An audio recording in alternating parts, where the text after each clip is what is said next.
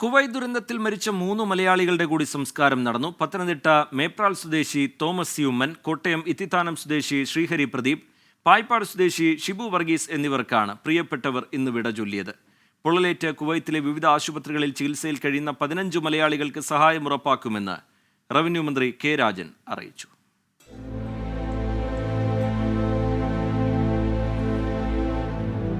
ഗൃഹപ്രവേശനത്തിന് ഒരുങ്ങിയ പുതിയ വീട്ടിൽ അല്പസമയം പൊതുദർശനത്തിന് വെച്ച ശേഷമാണ് മേപ്രാലിലെ തോമസ് സി ഉമ്മന്റെ മൃതദേഹം സംസ്കരിച്ചത്. മന്ത്രി വീണ ജോർജ് അടക്കമുള്ള ജനപ്രതിനിധികളും നാട്ടുകാരും അന്തിമോപചാരം അർപ്പിച്ചു. ഉച്ചയ്ക്ക് 2 മണിയോടെ മേപ്രാൽ സെന്റ് ജോൺസ് ഓർത്തഡോക്സ് പള്ളി സെമിത്തേരിയിലായിരുന്നു സംസ്കാരം. കോട്ടയം സ്വദേശി ശ്രീഹരി പ്രദീപിന് വിട നൽകാനും നാടൊന്നായി ഒഴുകിയെത്തി. ഉച്ചയോടെ വീട്ടുവളപ്പിൽ സംസ്കാരം.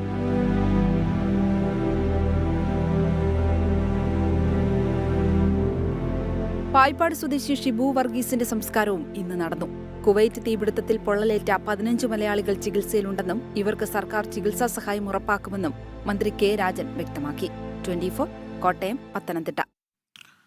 ലോകത്തെവിടെയായാലും ഏത് സമയത്തും 24 വാർത്തകളും ഓഗ്മെന്റഡ് റിയാലിറ്റി പാക്കേജുകളും എക്സ്പ്ലെയിനറുകളും വിശദമായി കാണാൻ ഞങ്ങളുടെ യൂട്യൂബ് ചാനൽ നിങ്ങൾക്ക് സബ്സ്ക്രൈബ് ചെയ്യാം.